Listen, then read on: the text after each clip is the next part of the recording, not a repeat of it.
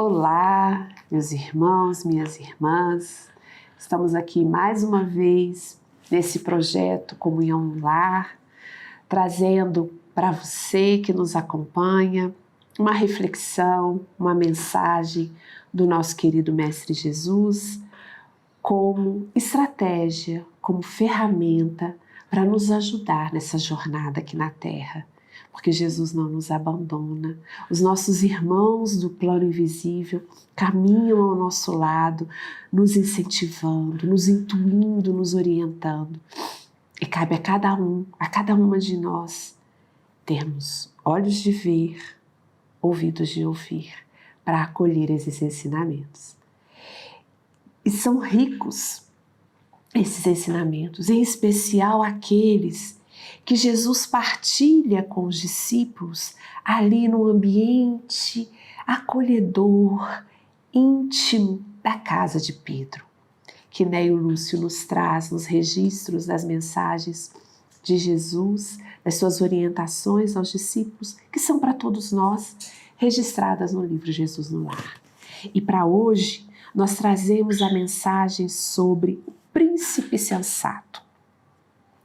Comentavam os apóstolos entre si qual conduta mais aconselhável diante do Todo-Poderoso, quando o mestre narrou com brandura. Certo rei, senhor de imensos domínios, desejando engrandecer o espírito dos filhos para conferir-lhes herança condigna, conduziu-os a extenso vale verdoengo, esverdeado, ainda não pronto, não maduro, e rico de seu enorme império, e confiou a cada um determinada fazenda, que deviam preservar e enriquecer pelo trabalho incessante. O pai desejava deles a coroa da compreensão, do amor e da sabedoria, somente conquistável através da educação e do serviço. E como devia utilizar material transitório, deu-lhes tempo marcado para as construções que lhes seriam indispensáveis mais tarde, aos serviços de elevação. Assim procedia porque o vale era sujeito a modificações e chegaria um momento em que a arrasadora tempestade visitaria a região, guardando-se em segurança apenas aqueles que houvessem erguido forte reduto. Assim que o soberano se retirou, os filhos jovens, seguidos pelas numerosas tribos que os acompanhavam, descansaram longamente, deslumbrados com a beleza das planícies banhadas pelo sol. Quando se levantaram para a tarefa, entraram em compridas conversações com respeito às leis de solidariedade, justiça e defesa, cada qual a exigir especiais deferências uns dos outros. Quase ninguém cuidava da aplicação dos regulamentos estabelecidos pelo governo central. Os príncipes e seus afeiçoados, em maioria, por questões de conforto pessoal, esmeravam-se em procurar recursos sutis com que pudessem sonegar, sem escândalos visíveis entre si, os princípios a que haviam jurado obediência e respeito. E tentando enganar o magnânimo pai, por meio da bajulação, ao invés de honrá-lo com um trabalho sadio, internaram-se em complicadas contendas em torno dos problemas íntimos do soberano. Gastaram anos a fio discutindo-lhe a apresentação pessoal. Insistiam alguns que ele revelava o rosto, a brancura do lírio, enquanto outros perseveravam em proclamar-lhe a cor bronzeada, idêntica à de muitos cativos de Sidom. Muitos afirmavam que ele possuía um corpo gigante e não poucos exigiam fosse ele um anjo coroado de estrelas. Ao passo que as rixas verbais se multiplicavam, o tempo ia se esgotando e os insetos destruidores, infinitamente reproduzidos, invadiram as terras, aniquilando grande parte dos recursos preciosos. Detritos desceram de serras próximas e fizeram compacto acervo de monturo naquelas regiões, enquanto os príncipes levianos, inteiramente distraídos das obrigações fundamentais que lhes cabiam, se engalfinhavam a todo instante a propósito de ninharias. Houve, porém, um filho bem avisado, que anotou os decretos paternais e cumpriu-os. Jamais esqueceu os conselhos do rei e, quanto lhe era possível, os estendia aos companheiros mais próximos. Utilizou grande número de horas que as leis vigentes lhe concediam ao repouso e construiu o sólido abrigo que lhe garantiria a tranquilidade no futuro, semeando beleza e alegria em toda a fazenda que o genitor lhe cedera por empréstimo. E assim, quando a tormenta surgiu, renovadora e violenta, o príncipe sensato, que amara o monarca e servira-o desvelado e carinhoso, estendendo-lhe as lições libertadoras pela fraternidade pura e cumprindo-lhe a vontade justa e bondosa pelo trabalho de cada dia, com as aflições construtivas da alma e com o suor do rosto, foi naturalmente amparado num santuário de paz e segurança que os seus irmãos discutidores não encontraram. Doce silêncio pairou na sala singela, na casa de Pedro. Decorridos alguns minutos, o mestre fixou os olhos lúcidos na pequena assembleia e concluiu: quem muito analisa sem espírito de serviço pode viciar-se facilmente nos abusos da palavra. Mas ninguém se arrependerá de haver ensinado o bem e trabalhado com as próprias forças em nome do Pai Celestial no bendito caminho da vida.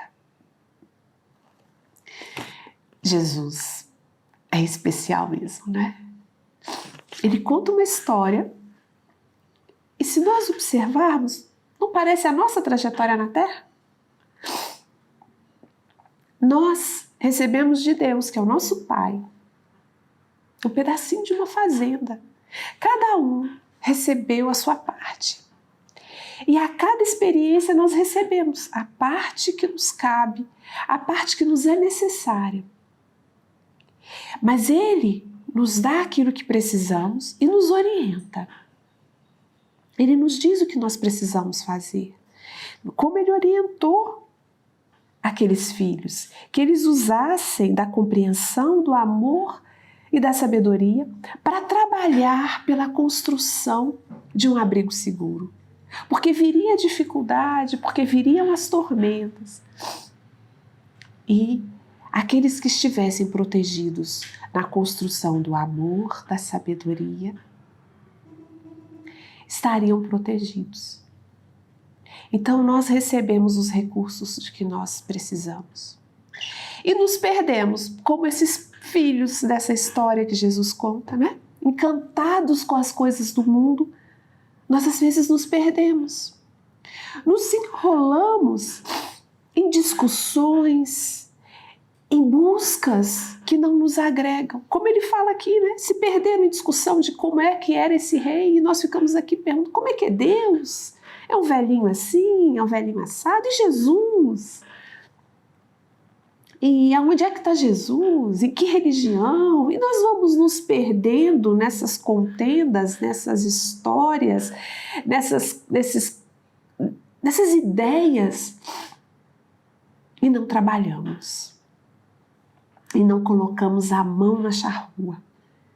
E não fazemos com bondade, com compreensão, com amor e com sabedoria a construção da casa onde nós vamos nos proteger das adversidades, das dificuldades, porque elas nos visitaram a todos. E essa não é uma casa aqui, para que nós possamos buscar na leitura, não é uma casa material. Quais são as nossas proteções? Quais são as nossas anteparas, né?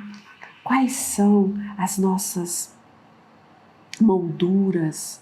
Quais são as nossas vestimentas a nos proteger diante do frio, da dificuldade, diante do frio da solidão, diante da incompreensão dos nossos irmãos, diante da calúnia, diante da inveja?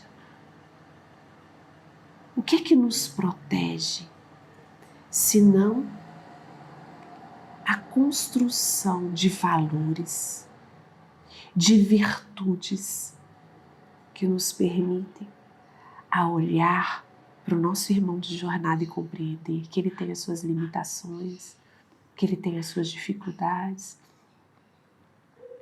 que ele só me oferece aquilo que ele tem condição de oferecer naquele momento, assim como nós só oferecemos ao outro aquilo que nós temos condições de oferecer naquele momento. E nós vamos fazendo essa construção dessa casa, lembra? A casa que se constrói na rocha da verdade de Jesus. E aqui tem um filho que faz isso, que não se esquece das orientações do Pai, que não se esquece das suas palavras e mesmo nas suas adversidades e mesmo nas suas dificuldades permanece trabalhando no bem, buscando construir a sua casa com dedicação, com sabedoria, compartilhando com aqueles irmãos de jornada os seus aprendizados, as suas conquistas. É pra gente esse convite, é pra mim, é pra você. Vamos colocar a mão na charrua, vamos pegar o nosso arado e não desistir dele. E arar a terra desse coração nosso endurecido. De vez em quando, para mexer nessa terra dura, dói, arranha. Mas permite que essa terra seja afofada e esteja em condições de receber as sementes que esse pai, que esse rei dessa história oferece igualmente a seus filhos. Porque a gente às vezes acha que Deus tem preferidos, né? Tem os filhos diletos. Não os tem. Nós é que fazemos uso diferenciado das sementes, da terra, da fazenda que Deus deu a cada uma de nós. E aí, nessa caminhada, nós vamos construindo, nós vamos colhendo os frutos dessas escolhas que fomos fazendo.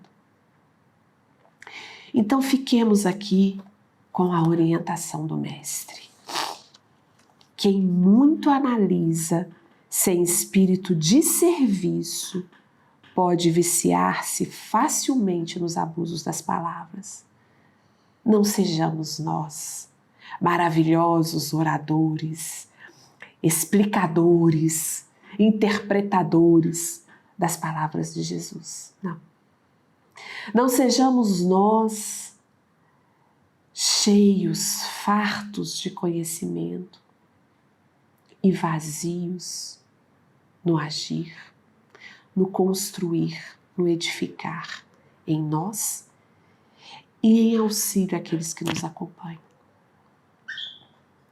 Jesus diz que ninguém vai se arrepender por ter ensinado o bem por meio do trabalho, por meio do exemplo, por meio do testemunho, utilizando-se das próprias forças. Então, para você, para mim, para todos nós, fiquemos aqui com um convite para sermos nós os filhos sensatos e prudentes do Pai, sabendo nos utilizarmos dos seus ensinamentos, dos recursos que Ele nos oferece, para edificar em nós o bem. E para que esse bem possa iluminar o nosso caminho e o caminho daqueles irmãos de jornada. Vamos pensar um pouquinho nesse convite de Jesus?